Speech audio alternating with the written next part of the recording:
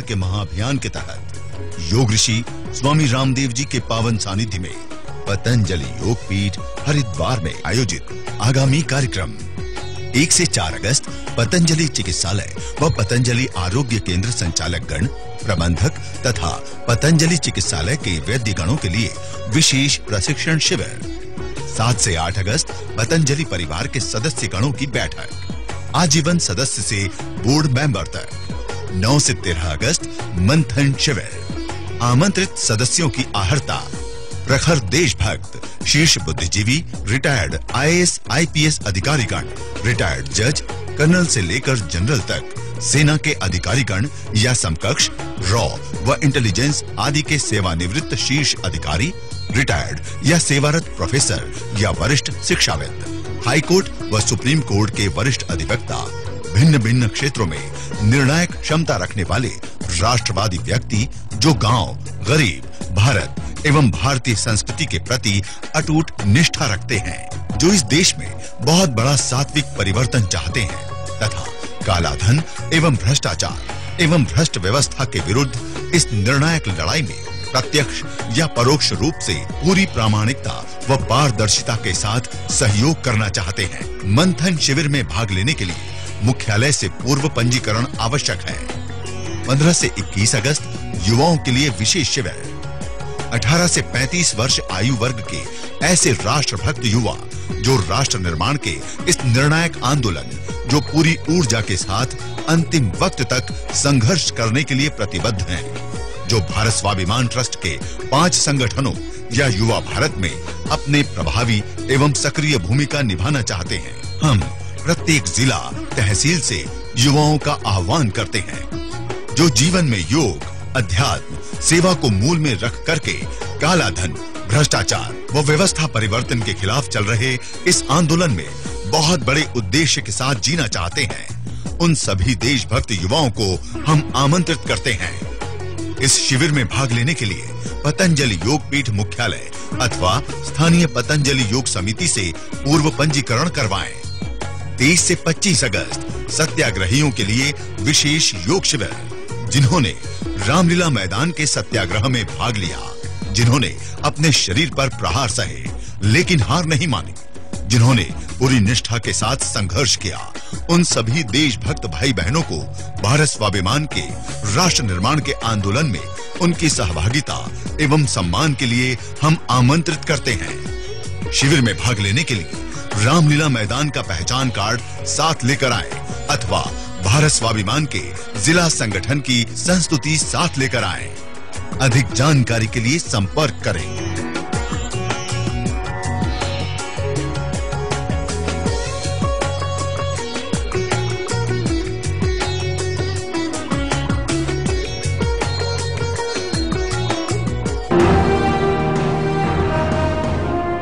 तर्क, तथ्य और सत्य से दूर निराधार अफवाहें फैलाकर रोज नए षड्यंत्र करके युग पुरोधा स्वामी रामदेव जी महाराज एवं आयुर्वेद शिरोमणि आचार्य बालकृष्ण जी को बदनाम करने की कोशिशें सरकार की हताशा और निराशा को ही दर्शाती है। सरकार इतनी डरी हुई क्यों है? क्या उनकी सत्ता, उनका अस्तित्व खतरे में है? केंद्र सरकार विदेशों में जमा काला धन वापस लाने के प्रति गंभीर नहीं है तथा सरकार अपना संवैधानिक दायित्व ठीक तरह से नहीं निभा पा रही है। सुप्रीम कोर्ट की इस टिप्पणी के बाद सरकार सत्ता में रहने का दायित्व खो चुकी है। राष्ट्र नायक स्वामी रामदेव जी महाराज द्वारा काले धन को राष्ट्रीय संपत्ति घोषित करने, विदेशों में जमा काला धन जमा करने को राष्ट्रद्रोह का अपराध घोषित करने, भ्रष्टाचार को जड़ मूल से मिटाने एवं व्यवस्था परिवर्तन के ऐतिहासिक व राष्ट्रव्यापी आह्वान के बाद सरकार तिलमिला उठी है। आजादी के 64 वर्षों बाद उनका हर गलत कार्य सामने दिखाई दे रहा है तथा अपनी सत्ता, संपत्ति और अस्तित्व मिटने का भय उन्हें दिन रात सता रहा है। इसलिए नैतिकता की सारी हदें पार करते हुए सरकार पूरी तरह गिर चुकी है और अब षड्यंत्र करके राष्ट्र नायक स्वामी रामदेव जी महाराज एवं आचार्य बालकृष्ण जी महाराज को बदनाम करने की कोशिश कर कुटिल चालें चल रही है। युग पुरोधा स्वामी रामदेव जी महाराज के देश को भ्रष्टाचार, काले धन एवं भ्रष्ट व्यवस्था से मुक्त करने के राष्ट्रव्यापी अभियान को कुचलने का कुचक्र तो रचा ही गया, साथ ही उनके अस्तित्व को ही मिटाने का षड्यंत्र भी किया गया, जिसमें वे कामयाब नहीं हो पाए। तो अब स्वामी जी महाराज का आध्यात्मिक, नैतिक व चारित्रिक रूप से पूरे देश में जो सम्मान है, उसकी पवित्रता के ऊपर प्रहार करते हुए रोज कुछ न कुछ दुष्प्रचार किया जा रहा है। महर्षि चरक, सुश्रुत एवं धन्वंतरी आदि के बाद वर्तमान में आयुर्वेद को देश विदेश में प्रतिष्ठापित एवं पुनरुद्धार करने का श्रेय यदि किसी को जाता है तो वो आचार्य बालकृष्ण जी महाराज को है। अपनी सेवा के द्वारा करोड़ों लोगों के तन मन के रोगों व पीड़ाओं का हरण करते हुए उनको स्वस्थ व निरामय जीवन का बोध कराने वाले आचार्य बालकृष्ण जी महाराज के प्रत्येक श्वास में मानव के दुख को हरने की कामना होती है। वे पूरे भारत के लिए जीते हैं और भारत माता की संतानों के दुख को अपना दुख समझते हैं। ऐसे पवित्र व महान आत्मा के खिलाफ जो भी षड्यंत्र किए जा रहे हैं और निराधार अफवाहें फैलाई जा रही हैं, उनका मकसद देश में व्याप्त भ्रष्टाचार से लोगों का ध्यान बांटना तथा सात्विक व राष्ट्रवादी शक्तियों का मनोबल तोड़ने का प्रयास भर ही हो सकता है।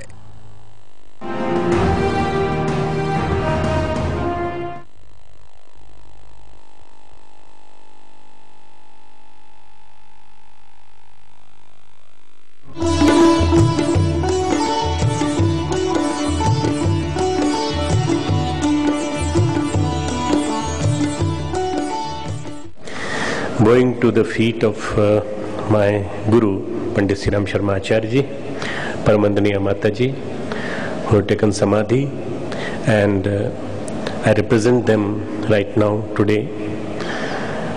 Param Shraddheya, Param Adarniya, just like my father, just like my mentor, just like my sculpture, whatever I am become today, whatever I was a medical doctor and whatever I am today is because of the teachings of Swami Dayanand Swamiji, respected Swami Dayanand Ji. His Shatabhishekam has been done today. He has finished 81 years. He has entered into 82 years. Swamiji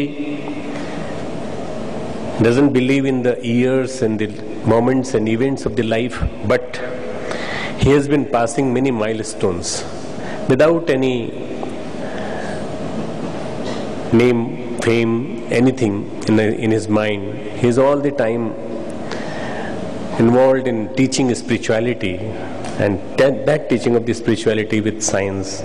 I believe that we need you, Swamiji, for again more 20 years and 30 years till you here able to give us the teachings.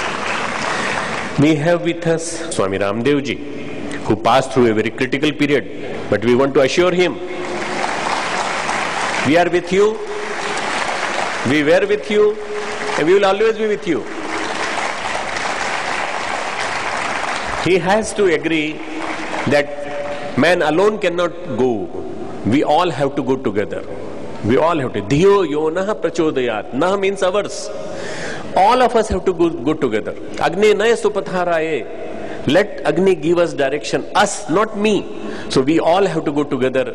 That's why we have taken Ramdev Ji in our fold and will take care of everything in the culture. He has got immense power. He has got immense vocal power, and he has got knowledge. So we all will work together. I assure everybody present on the dais. I happen to be from Haridwar. He happens to be from Haridwar. I take care of the Haridwar Rishikesh side and the Himalayas, and he takes care of the political side. He takes care of the northern side of the Haridwar. Someone has to. We people can be away from politics, but he has to take care of that. But we will work together. We all will work together. We will definitely make our India Jagat Guru. Thank you very much. Param Pujya Shraddheya Swamiji Satabhishekattin ಇಂದ ಮಹತ್ತಾನ ವೇಳೆಯಿಲ ಅವರುடைய ಪಾದಂಗಳಿಲ ಕೋಟಿ ಕೋಟಿ ನಮಸ್ಕಾರಗಳು.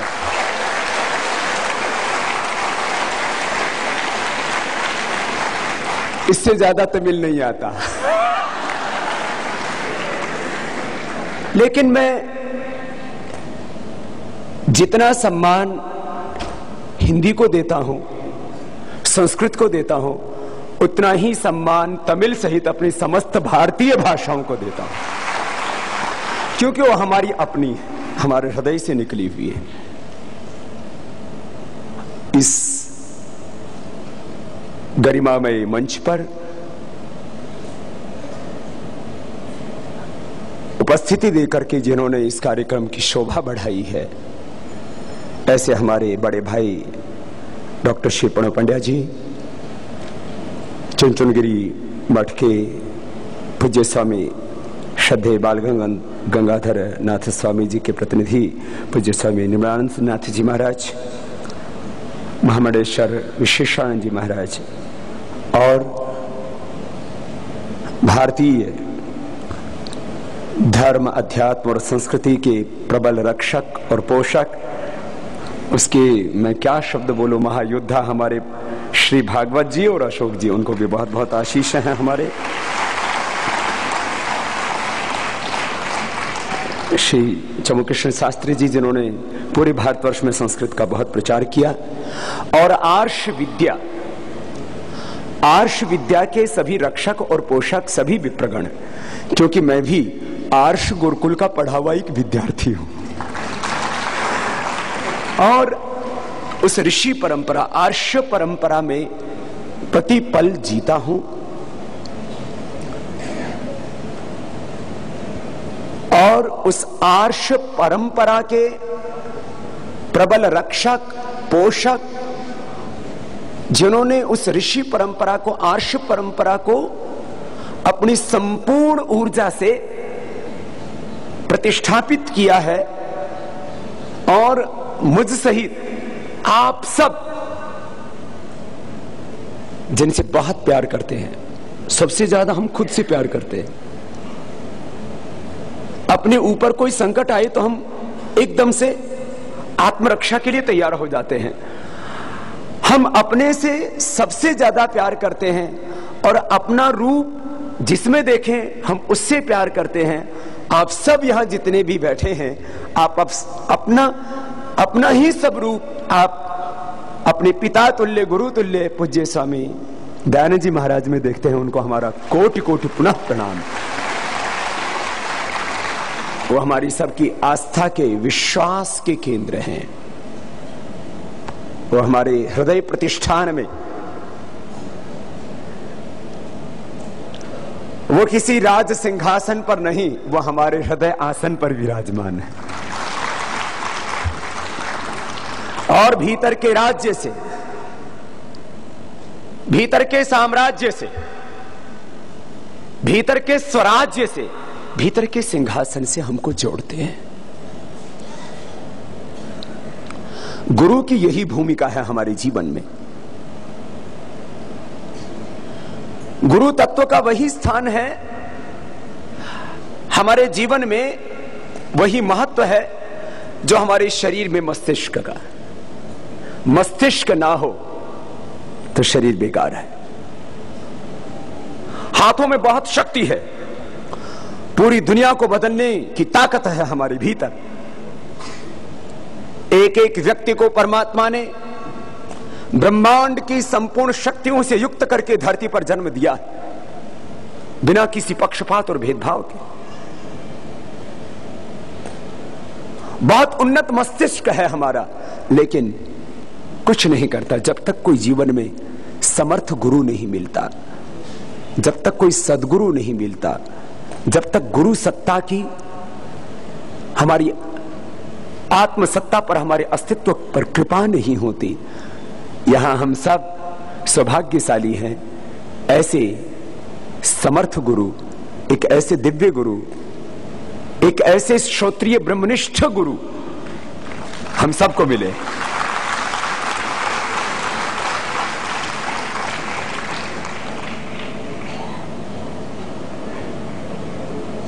गुरु का कार्य क्या है? गुरु का कार्य हमारे जीवन में, हमारे चित्त में, हमारी चेतना में, हमारी वाणी में, हमारे व्यवहार में, हमारे समग्र जीवन में दिव्यता को स्थापित करना। एक है पशुता का जीवन, एक है मनुष्यता, एक है देवत्व, एक है अतिमानवत्व। गुरु हमें पशुता से मनुष्यता, मनुष्यता से देवत्व और देवत्व से अतिमानवत्व में दीक्षित करते हैं। ये गुरु की महिमा है और ये गुरु का ही कार्य है और ये गुरु का ही सामर्थ्य है जो हमें ऐसी उच्चता प्रदान करते हैं।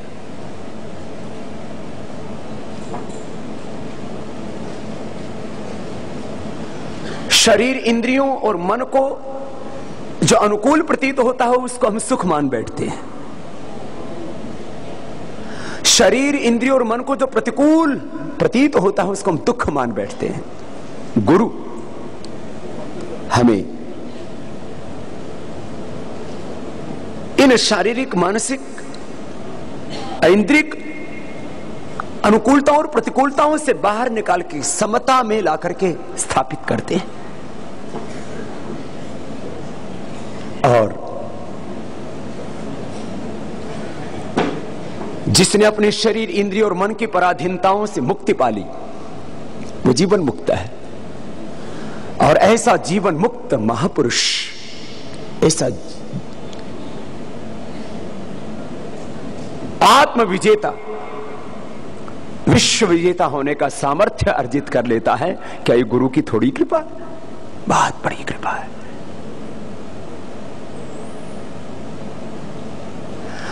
हमारा और आपका ये प्रथम और अंतिम जन्म नहीं है, यह हमारे जीवन का और हम सब दिव्य आत्माओं का ये जन्म और ये मिलन, ये प्रवाह से उस अनंत की ओर बह रहा है। और यह हमारा आत्म मिलन भी उस परम से मिलन के लिए है कि हम बहुत्व में एकत्व को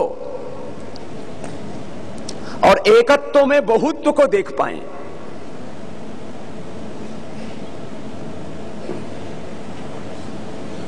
यह इतना बड़ा दर्शन है भारतीय संस्कृति का, जिसको वेदों ने कहा, उपनिषदों में जिसको गाया। स्वामी विवेकानंद, महर्षि दयानंद और श्री अरविंद ने उसी को दोहराया।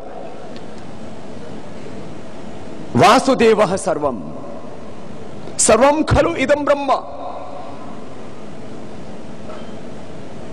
स ओतस्य प्रोतस्य प्रजासु। आज हम सब यहां गुरुदेव के चरणों में उपस्थित हुए हैं, उनके दर्शन और मार्गदर्शन से अनुग्रहित हुए हैं। मुझे लगता है ये विचार, ये संकल्प, ये भाव, ये दृष्टि हमारे जीवन में स्थिर हो जाएगी कि यहां से प्रस्थान करने के बाद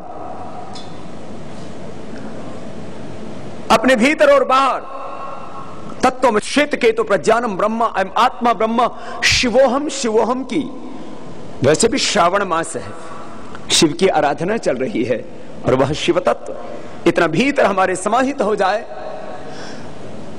कि उसी ब्रह्म तत्व को ब्रह्मेदम अमृतम पुरस्तात् पश्चात् ब्रह्म दक्षिणतश्च उत्तरेण अधश्च ऊर्ध्वं च प्रसृतम ब्रह्म इदं विश्वम इदं वरिष्ठम। यतो वा इमानि भूतानि जायन्ते येन जातानि जीवन्ति यत् प्रयन्ति अभिसं विशन्ति तद्विजिज्ञासत्व ब्रह्मेति। जिससे हम सब हैं, जिसमें हम सब हैं, जिसके हम सब हैं, जिसका ये संपूर्ण ऐश्वर्य है, वही ब्रह्म है। हम उसी के हो जाए। लोग संतों से, गुरुओं से, यतियों से, तपस्वियों से, सिद्धों से प्रश्न करते हैं, तुमको क्या हो गया? क्या इसलिए तुमने विवाह नहीं किया? तुम स्त्री से घृणा करते हो? मैंने कहा बिल्कुल नहीं। तो फिर बोले आप लोगों ने शादी क्यों नहीं की? मैंने कहा हमारी मर्जी, इसमें तुम्हारा है, तुम क्यों परेशान हो?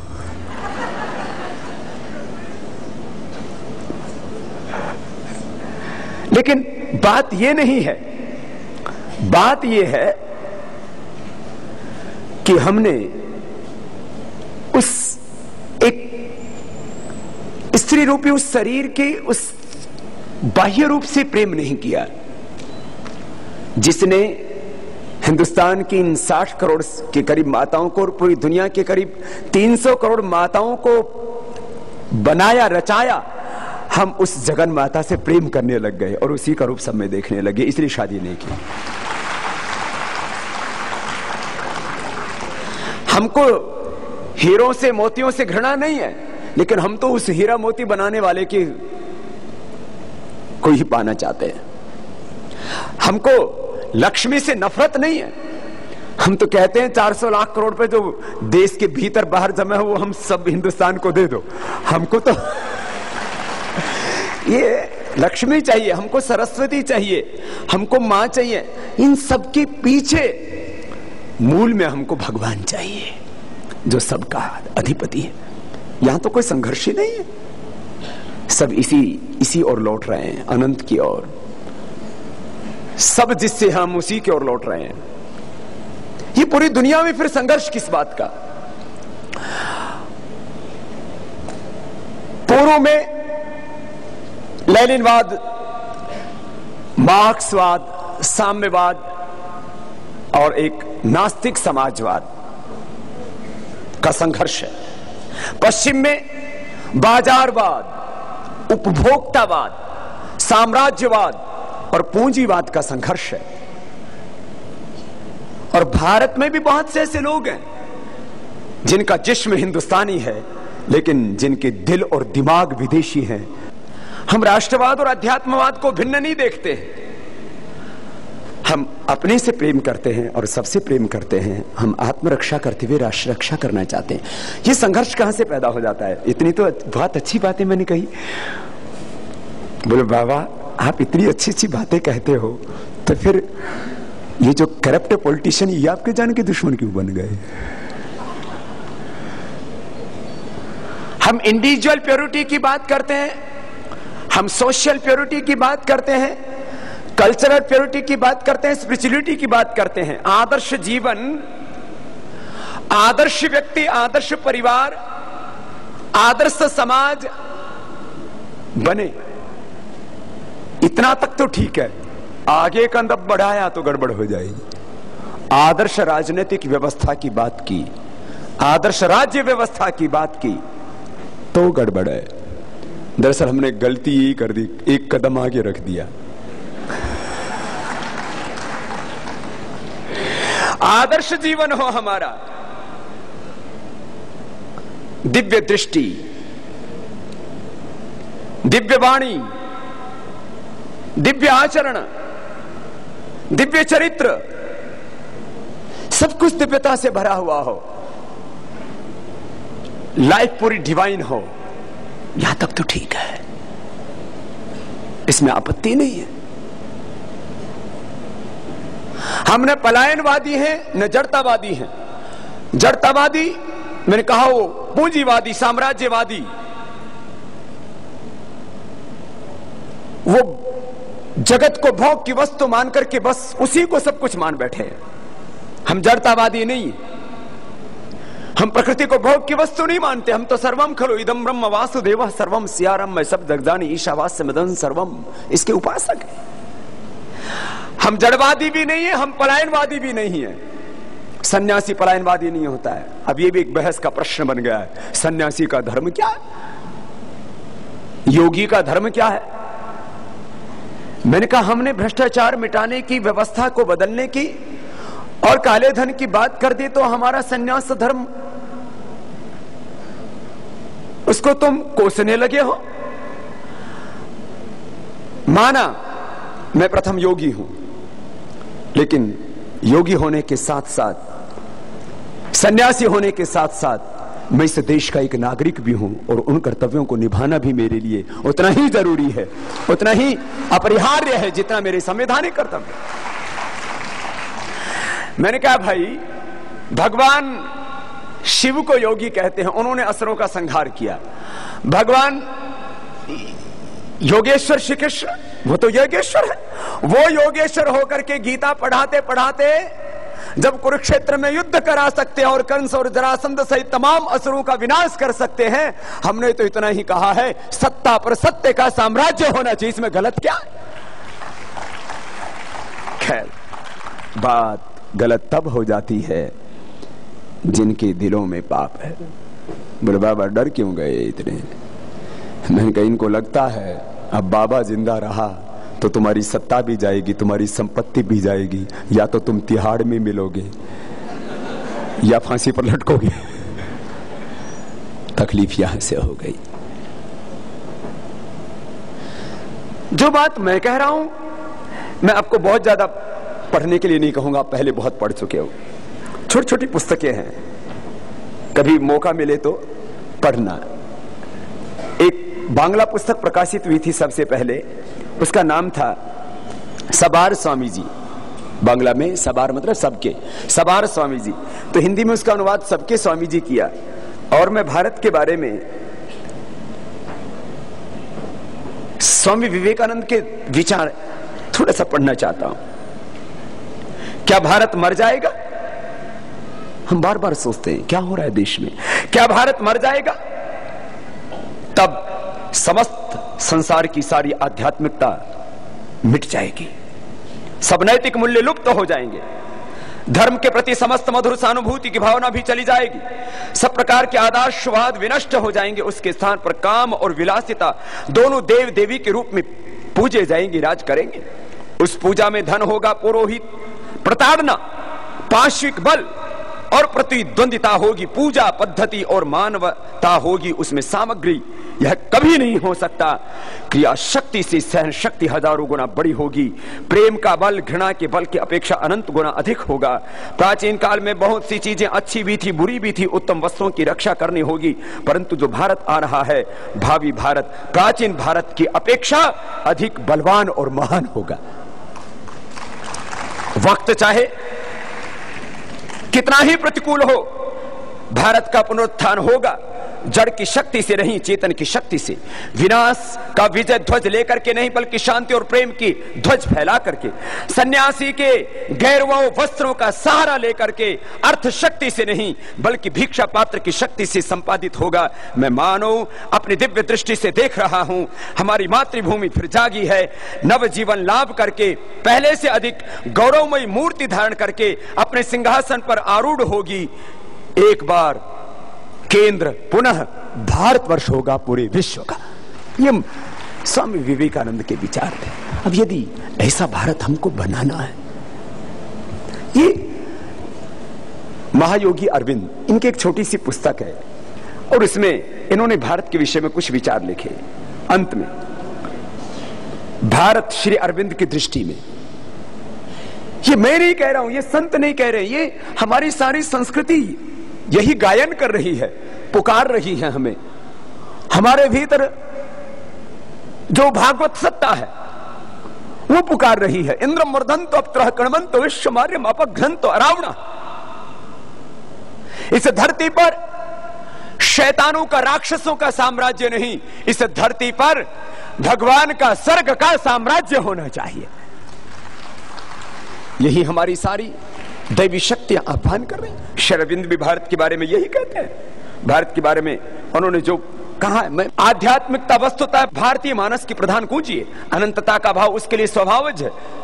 उसने प्रारंभ से ही यह देख लिया है और उसके तर्क विवेक प्रधान युगों में तथा उसके अधिकाधिक अज्ञान के युग में भी उसकी वह अंतर्दृष्टि कभी लुप्त नहीं हुई कि जीवन को मात्र उसके बाह्यांगों के प्रकाश में ठीक से देखना संभव नहीं है, मात्र उसकी सामर्थ्य से उसे पूर्णतः जीना संभव नहीं। भौतिक ऊर्जाओं तथा नियमों के प्रति भारत सजग था, भौतिक विज्ञानों के महत्व के प्रति उसकी दृष्टि संवेदनशील थी। सामान्य जीवन की कलाओं को कैसे सुव्यवस्थित किया जा सकता है वह जानता था, किंतु उसने स्पष्टता देखा कि जब भौतिक और अति भौतिक के साथ सुसंबंध नहीं हो जाता तब तक उसका परिपूर्ण अर्थ प्राप्त नहीं होता। विनाशिन मृत्युम तीर्थ असंभुत्यामृतमश्नुते। उसके अंदर यह दृढ़ आस्था होनी चाहिए कि भारत को सुनिश्चित रूप से उन्नत और महान होना ही है तथा जो कुछ घटित हुआ प्रत्येक कठिनाई विपरीत गति सुनिश्चित प्रकार से सहायक तथा उसके उद्देश्य की प्रकृति देने वाली होगी। प्रवर्तन ऊर्ध्वगामी था और अवनति का समय समाप्त हो चुका था। प्रभात का समय निकट आ गया था और जब एक बार प्रकाश प्रकट हो गया तो रात्रिकाल नहीं लौट सकता। प्रभात शीघ्र ही पूरा होगा तथा क्षितिज के ऊपर सूर्योदय होगा ही। भारत की नेति का सूर्योदय होगा और भारत को अपनी ज्योति से भर देगा। उसकी ज्योति एशिया से प्रारंभ होगी और विश्व में फैल जाएगी। विश्व का भविष्य भारत पर ही निर्भर करता है। भाई बहनों, मैंने बात इसलिए कही, गुरु सत्ता का कार्य हमें अपने केंद्र से जोड़ना है। भीतर का राज्य, भीतर का स्वराज्य, भीतर का साम्राज्य, भीतर का हृदय का सिंहासन, उस पर हमें प्रतिष्ठापित होना है। लेकिन यात्रा हमारी केवल भीतर ही नहीं रुक जाती, उस भीतर को बाहर भी तो प्रतिष्ठापित करना है। ये सारा ऐश्वर्य मेरे भगवान का है। ये ब्रह्मांड इस मेरे भगवान की ही काया है। ये काया और ये माया, इसकी निंदा नहीं करना और इसी को अपने जीवन का अंतिम लक्ष्य नहीं मानना। ये गुरु तत्व का, गुरु सत्ता का हमारे जीवन में जो महत्व है, उसके संदर्भ में मैंने आपसे कुछ बात कही। गुरु जब हमें अपनी आत्म सत्ता के बारे में बताते हैं कि तुझमें स्वयं ब्रह्म है, तू स्वयं ब्रह्म है, तुझसे ब्रह्मांड है, तुझमें ही ब्रह्मांड है। यस्मिन् सर्वाणि भूतानि आत्मैव विजानत तत्र को महाकाशो का एकत्वम् अनुपश्यत। गुरु, मैंने कहा बहुत्व में एकत्व, एकत्व में बहुत्व का। भूमा में अहम में, भूमा में अहम का, अहम में भूमा का दर्शन कराते हैं। गुरु हमें हमारी आत्मशक्ति के बारे में बताते हैं। यहां तक बताते हैं तो आपत्ति नहीं है, लेकिन जब वो राष्ट्र की शक्ति के बारे में बताने लग जाते हैं तब उनके भी जान के दुश्मन हो जाते हैं। मैंने गलती इतनी कर दी कि मैंने कहा भाई तुम्हारे अंदर जो शक्ति है तो है, इस राष्ट्र में भी बहुत शक्ति है। ये तो एक पद्मनाभ मंदिर स्वामी का खजाना मिला तो पूरी दुनिया की आंखें चुंधिया गई। काश ये हमारे मंदिरों का खजाना ना लूटा होता तो आज भारत से शक्तिशाली राष्ट्र कोई नहीं होता। रॉबर्ट क्लाइव अकेला 900 सोना चांदी के जहाज, नाव नहीं शिप, कितने 900 शिप लूट करके लेके गया रॉबर्ट क्लाइव। और उसी पापी ने 1760 में सबसे पहले गोहत्या को कानूनन वैध ठहराया था, वेश्यावृत्ति को कानूनन वैध ठहराया था। आज इस देश में गोहत्या करना कानूनन जायज है, उसका विरोध करना कानूनन अपराध है। आप गोहत्या का विरोध करते हैं तो आप अपराधी हैं। ये उस समय का कानून बना हुआ था। हमको ऐसा लगता भारत दरिद्र था। भारत आज भी दरिद्र नहीं है। मैं तो कहता हूं, हमारे डॉक्टर प्रणव पंड्या साहब अभी कह रहे थे, डेट के साथ वो डेथ को प्राप्त करते हैं पश्चिम के लोग, जो भोग को ही अपना सब कुछ मान रहे हैं।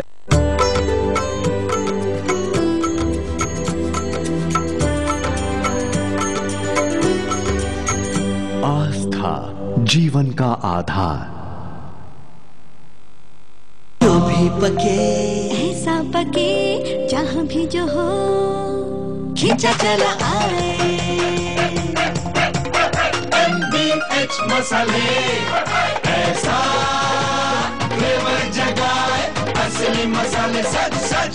MDH कैंट प्योरीफायर्स पानी को बनाए 100% प्योर, क्योंकि इसमें है डबल प्योरिफिकेशन RO और UV से। कैंट देता है दुनिया का सबसे शुद्ध पानी। आ गया है परम, छा गया है परम। मेरी और मेरे परिवार की सेहत का राज परम प्योर घी। असली मसाले सच सच। प्रकृति जैसी शुद्धता हमारी पहचान। MDH मसाले, the real spice of India. Mrs Sharma, काफी नहीं, अपनाइए कम सोडियम वाला डॉक्टर सॉल्ट, वजन घटाए चुटकी में। कैंट प्योरीफायर्स पानी को बनाए 100% प्योर, क्योंकि इसमें है डबल प्योरिफिकेशन RO और UV से। कैंट देता है दुनिया का सबसे शुद्ध पानी। किचन किंग हो या गरम मसाला, जिया चंदी चाट मसाला, असली मसाले सच सच। MDH MDH। आ गया है परम, छा गया है परम। मेरी और मेरे परिवार की सेहत का राज परम प्योर घी। सांबर मसाला हो या चने का मसाला, कसूरी मेथी या देगी मिर्च, असली मसाले सच सच। MDH MDH। कैंट प्योरीफायर्स पानी को बनाए 100% प्योर। क्योंकि इसमें है डबल प्योरिफिकेशन RO और UV से। कैंट देता है दुनिया का सबसे शुद्ध पानी। MDH की दुनिया में आपका स्वागत है। वाह क्या खुशबू है और स्वाद भी है। डिलीशियस। बादशाह तुसी ते मसाले ते शहंशाह आपकी मेहरबानी से। MDH, the real spice of India। America के ऊपर 647 लाख करोड़ रुपए का डेट है। 647 लाख, और यदि घरेलू कर्ज जोड़ दिया है तो 1000 लाख करोड़ रुपए का। मैं तो कहता हूं अमेरिका दुनिया का अमीर नहीं, दुनिया का सबसे दरिद्र देश है तो अमेरिका है, जिसके ऊपर 1000 लाख करोड़ रुपए का ऋण हो, कर्ज हो, डेट हो। क्या वो खाक अमीर है? ये ब्रिटेन वाले, क्या आपको पता है करीब 300 लाख करोड़ रुपए, अभी भी 300 लाख करोड़ रुपए राष्ट्रपति भवन के रखरखाव के लिए वहां से आता है। मुझे अभी किसी एक बहुत सीनियर अधिकारी ने बताया, IAS अधिकारी ने, 300 लाख करोड़ रुपए जो है वो कहते हैं ये तो हमारा ही है, तुम्हें तो हमने लीज पर दिया हुआ है। भाई बहनों, ब्रिटेन के ऊपर भी 404 लाख करोड़ रुपए का डेट है। ये तो एक्सटर्नल डेट। जर्मनी के ऊपर 202, फ्रांस के ऊपर 211, सारे देश कर्जदार हैं। भारत की इतनी शक्ति है, जिस दिन भारत में से जिस काले धन और भ्रष्टाचार के खिलाफ हमने जंग शुरू की है, ये जिस दिन पूरी हो जाएगी, भारत तो विश्व का सिरमौर बनेगा, इसको कोई रोक नहीं सकता। तो ये गुरु सत्ता भारत को विश्व गुरु बनाने के लिए अवतरित हुई है, और हम सब पुनः गुरु सत्ता को प्रणाम करते हैं। और पूज्य महाराज श्री 100 साल से ज्यादा हमारे बीच में रहें और ऐसे हमें दर्शन देते रहें, मार्गदर्शन देते रहें, ये भगवान के चरणों में हम प्रार्थना करते हैं। और इन गुरुओं के रहते रहते ही हम भारत को विश्व गुरु बना पाए, ये भगवान के चरणों में प्रार्थना है। आप सबको मेरी बहुत बहुत दुआएं।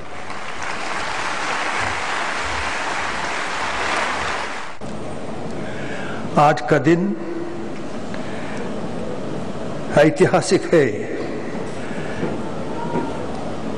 क्योंकि बड़ी समस्याएं हमारे आंखों के सामने हैं, जिनका निदान यहां पर बैठे पूज्य गुरुदेव जी के समक्ष बैठे संत वे चाहे तो कर सकते हैं। मैं तो गुरुदेव जी की नित्य पूजा करता हूं, उसके पश्चात अपना कार्य आरंभ करता हूं। मैं 3 प्रश्नों के विषय में आज उल्लेख करूंगा। पहला प्रश्न है पद्मनाभ स्वामी के आज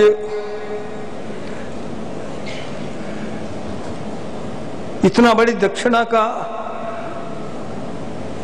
जो सारे देश के सामने दृश्य आया है, वो सारे विश्व के लिए एक बड़ा आश्चर्य का विषय बना हुआ है।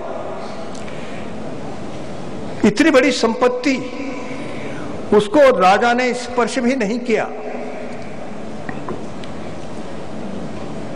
ये संपत्ति किसकी है? इस प्रश्न का जवाब चाहिए आज पूरे हिंदू समाज को। ये संपत्ति वास्तव में भगवान की संपत्ति है, ये किसी राजकीय संपत्ति नहीं हो सकती है। और इसलिए ये विचार करना पड़ेगा कि आज तिरुपति में जो संपत्ति दक्षिणा के रूप में आ रही है वो किसकी है? पूर्व काल में जिस प्रकार से राजकीय लोगों ने उसका स्पर्श नहीं किया, इस देश के राज्यकर्ताओं को वो स्पर्श नहीं करना चाहिए। ये एक विषय है जो बहुत सोचने का है। ये भगवान की संपत्ति है, इसकी घोषणा होनी चाहिए। दूसरा प्रश्न है कि आज हिंदू समाज उसको अनेक प्रकार के प्रताड़नाएं दी जा रही हैं। हमारे शंकराचार्य जी को हत्या के आरोप में गिरफ्तार किया गया। इससे बढ़कर के हिंदू समाज का अपमान और क्या होगा। आज जिस प्रकार का ह्यूमिलिएशन हमारे बाबा रामदेव जी का रामलीला के मैदान में हुआ है, ये उनका ह्यूमिलिएशन नहीं है, ये पूरे हिंदू समाज का ह्यूमिलिएशन है, पूरे भारत के और संसार के 100 करोड़ हिंदुओं का ह्यूमिलिएशन है, इंसल्ट। इसका जवाब चाहिए आज हिंदू समाज को। हम ऐसा समाज, ऐसे देश के भीतर ऐसा शासन चाहते हैं जिसकी कभी हिम्मत न पड़े हमारे संतों पर हाथ लगाने की। तीसरा प्रश्न है मेरे साथ, इस देश में अभी एक कानून जिसका नाम है prevention of communal and targeted violence, आप सब लोग उसको पढ़िए। ये तो एक ऐसा कानून बनाया जा रहा है जिसकी हम कल्पना नहीं कर सकते हैं। ये तो पूरे भारत के लिए एक बहुत बड़ा संकट खड़ा हो रहा है। इसके विरुद्ध पूरे भारत को खड़े होने की आवश्यकता है इस समय। There was a saint in Maharashtra, a famous saint, everybody must have heard of him, Sant Jnaneshwar, who wrote treatise on Bhagavad Gita, Jnaneshwari. It was his life work, and after finishing it, he wrote a Pasayadanam. Actually, it is a manifesto of human beings. Therein, he has asked boon. वर्षत सकळ मंगळी ईश्वर निष्ठांची मांदियाळी अनवरत भूमंडळी भेट तू भूता. Showering all bliss on human beings, there should be available a group of realized persons always in this world. And Bhagwan must have said tathastu then. Jnaneshwar Maharaj took his samadhi,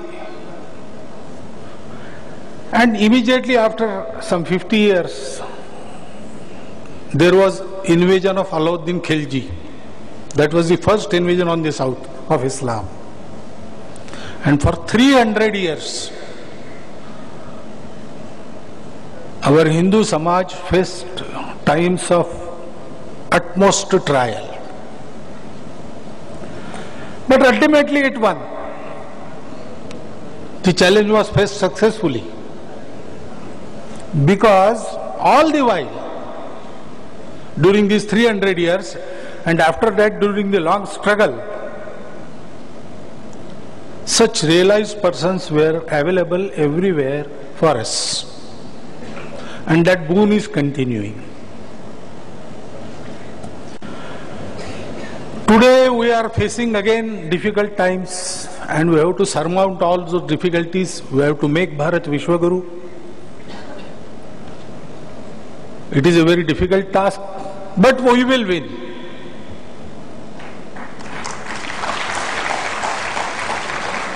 We shall win because we again have those realized souls amongst us. They are kalpavrikshas. But Jnaneshwar Maharaj said, yes, they are kalpavrikshas, but they are moving kalpavrikshas. They don't fix themselves.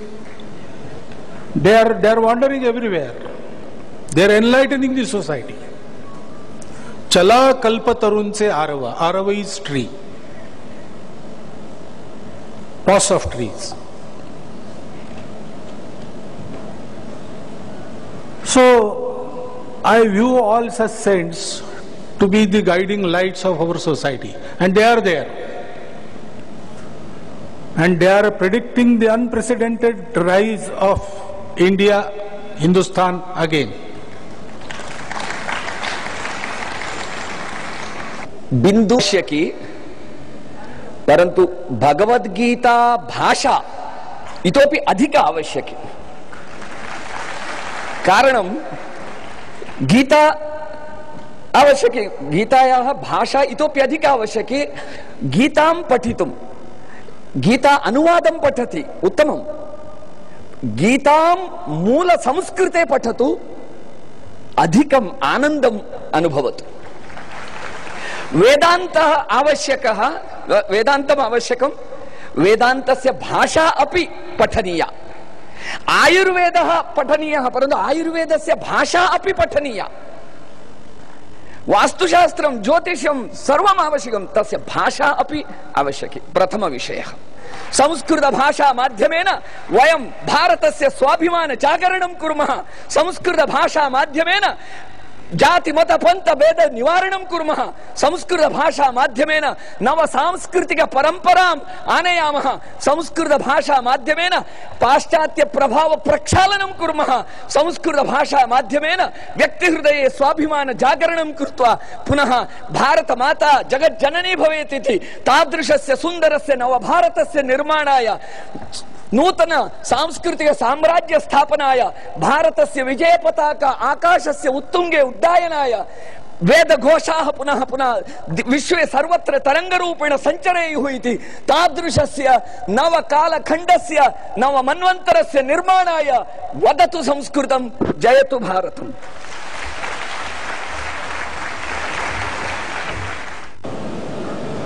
हमें बहुत ही गौरव का अनुभव होता है कि हमारा जन्म भारतवर्ष में हुआ, वैदिक सनातन धर्म के अनुयायियों के साथ में यहां हुआ। हम भारतीय हैं, हम वैदिक धर्म में मानने वाले हैं और वैदिक धर्म की कुछ मान्यताएं हैं। हम ईश्वर को, गुरु को और अनेक बातों को, जैसे प्रातःकाल की सभा में पूज्य स्वामी जी ने कहा कि हम लोग उस सर्वत्र ईश्वर का दर्शन करते हैं। अब दर्शन कराने वाले कौन हैं? जब तक परमात्मा के विषय में कोई कहने वाला न हो तब तक उस परमात्मा का पता लगता नहीं है। जब तक शास्त्र का अध्ययन न किया जाए वो परमात्मा का क्या स्वरूप है उसका पता लगता नहीं है। उसके लिए कोई ना कोई अवश्य मार्गदर्शक होना चाहिए। मुझे बहुत गर्व से मैं कह सकता हूं कि वर्तमान युग में परम श्रद्धेय स्वामी दयानंद जी महाराज, मैं तो ये नहीं कहूंगा कि वो आचार्य के, शंकराचार्य के समान हैं, परंतु वर्तमान में जिस समय ये जो काल चल रहा है, हिंदू धर्म का यान कहीं ना कहीं डगमगाता है। उसकी अनेक कारण हैं, परंतु एक कुशल नाविक, कुशल कैप्टन की तरह उस यान को, उस धर्म को, उस रथ को अगर चलाने में किसी की क्षमता है तो निस्संदेह कहा जा सकता है कि स्वामी दयानंद जी हैं। तो महाराज जी के हम यहाँ पर इस कार्यक्रम में आए हुए हैं और निस्संदेह हम भगवान शंकर से प्रार्थना करते हैं, भगवान सदाशिव से प्रार्थना करते हैं कि आप दीर्घायु हो और इसी प्रकार हमारे समाज को और हमारे संतों को, आज वयोवृद्ध हैं, ज्ञानवृद्ध हैं, उनकी बात सब मानेंगे। हम सब लोग उनके पास आते हैं, विचार विमर्श करते हैं। तो मैं भगवान से प्रार्थना करता हूं कि वो स्वस्थ रहे और स्वस्थ रह करके हमारे सनातन धर्म की ये सेवा करते रहे। इतना मैं कहते हुए अपनी वाणी को विराम देता हूं। ओम शांति शांति।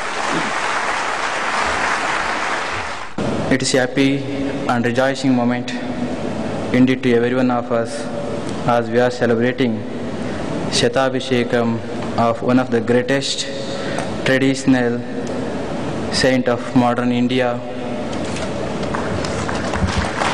in general and society as a whole. On the eve of His Holiness Swami Dayanand Saraswati's Shatabhishekam celebration, we wish all the best prosperity and longevity and the good health for the great soul who dedicated his entire life for spreading the divine knowledge and serving the whole society.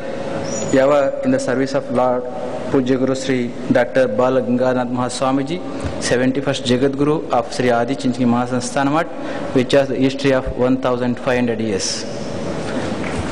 Reading out this message of Pujya Guru Sri Bala Gangadhar Mahaswamiji, once again I beseech the benign benedictions of Pujya Guru Sri Sri Sri Dayanand Swamiji Maharaj. Namaste, Jai Shri Gurudev. India is an ancient spiritual country. Do you have anything written like that in your currency? I said, in India, they won't write like that. Our government is very highly mature government.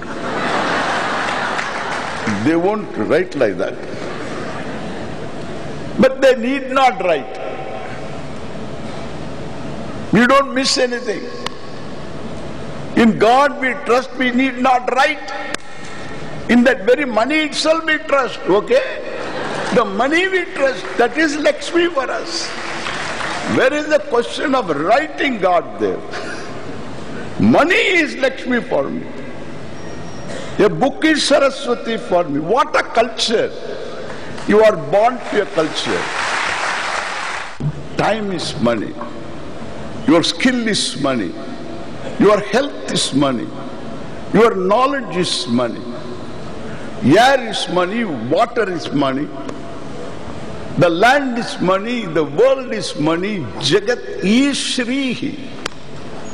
The entire Jagat is nothing but Shri. And therefore, we don't look upon wealth as secular. A human being needs a few things. He needs a home. That home is Lakshmi, Griha Lakshmi. He needs good marriage. That is Vara Lakshmi. He needs money, and that is Dhana Lakshmi. He needs children, that is Santana Lakshmi. He needs some courage, and that is Dhairya Lakshmi. Happily, you require Saraswati.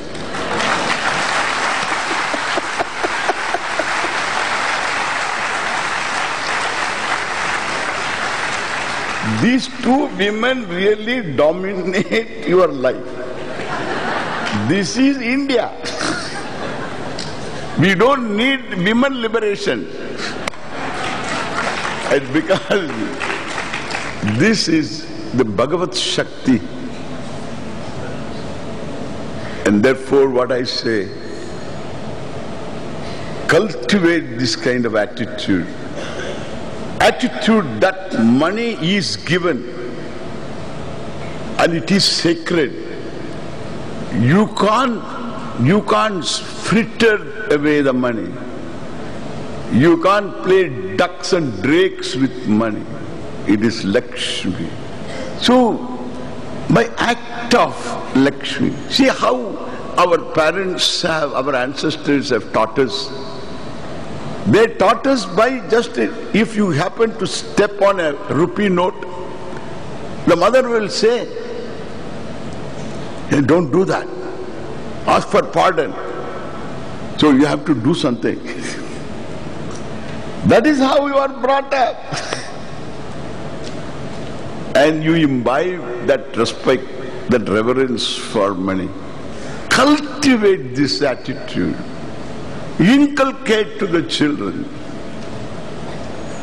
And therefore every attitude we have imbibed just by osmosis, cultural osmosis, has to be understood, assimilated and further cultivated. You find your day-to-day life is one of transformation.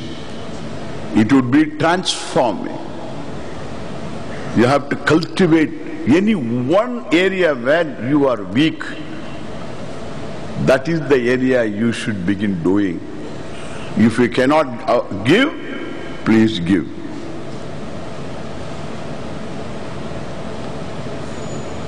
If you cannot speak nicely, learn to speak pleasantly.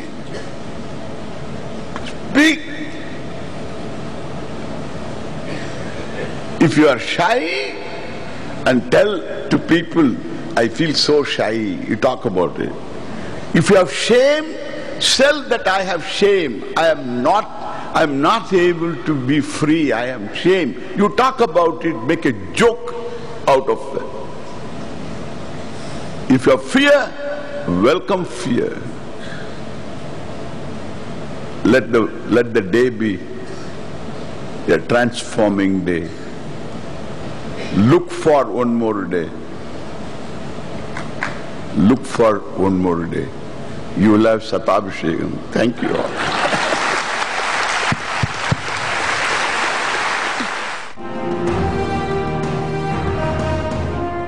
तर्क, तथ्य और सत्य से दूर निराधार अफवाहें फैलाकर रोज नए षड्यंत्र करके युग पुरोधा स्वामी रामदेव जी महाराज एवं आयुर्वेद शिरोमणि आचार्य बालकृष्ण जी को बदनाम करने की कोशिशें सरकार की हताशा और निराशा को ही दर्शाती है।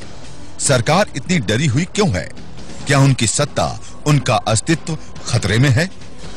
केंद्र सरकार विदेशों में जमा काला धन वापस लाने के प्रति गंभीर नहीं है तथा सरकार अपना संवैधानिक दायित्व ठीक तरह से नहीं निभा पा रही है। सुप्रीम कोर्ट की इस टिप्पणी के बाद सरकार सत्ता में रहने का दायित्व खो चुकी है। राष्ट्रनायक स्वामी रामदेव जी महाराज द्वारा काले धन को राष्ट्रीय संपत्ति घोषित करने, विदेशों में जमा काला धन जमा करने को राष्ट्रद्रोह का अपराध घोषित करने, भ्रष्टाचार को जड़ मूल से मिटाने एवं व्यवस्था परिवर्तन के ऐतिहासिक व राष्ट्रव्यापी आह्वान के बाद सरकार तिलमिला उठी है। आजादी के 64 वर्षों बाद उनका हर गलत कार्य सामने दिखाई दे रहा है तथा अपनी सत्ता, संपत्ति और अस्तित्व मिटने का भय उन्हें दिन रात सता रहा है। इसलिए नैतिकता की सारी हदें पार करते हुए सरकार पूरी तरह गिर चुकी है और अब षड्यंत्र करके राष्ट्रनायक स्वामी रामदेव जी महाराज एवं आचार्य बालकृष्ण जी महाराज को बदनाम करने की कोशिश कर कुटिल चालें चल रही है।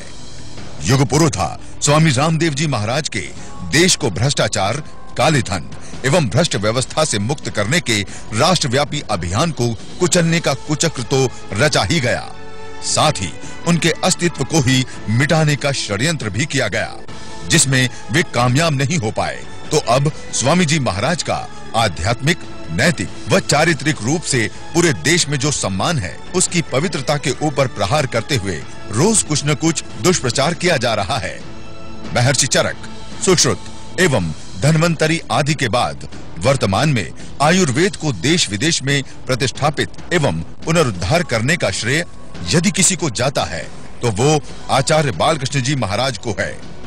अपनी सेवा के द्वारा करोड़ों लोगों के तन मन के रोगों व पीड़ाओं का हरण करते हुए उनको स्वस्थ व निरामय जीवन का बोध कराने वाले आचार्य बालकृष्ण जी महाराज के प्रत्येक श्वास में मानव के दुख को हरने की कामना होती है। वे पूरे भारत के लिए जीते हैं और भारत माता की संतानों के दुख को अपना दुख समझते हैं। ऐसे पवित्र व महान आत्मा के खिलाफ जो भी षड्यंत्र किए जा रहे हैं और निराधार अफवाहें फैलाई जा रही हैं, उनका मकसद देश में व्याप्त भ्रष्टाचार से लोगों का ध्यान बांटना तथा सात्विक व राष्ट्रवादी शक्तियों का मनोबल तोड़ने का प्रयास भर ही हो सकता है।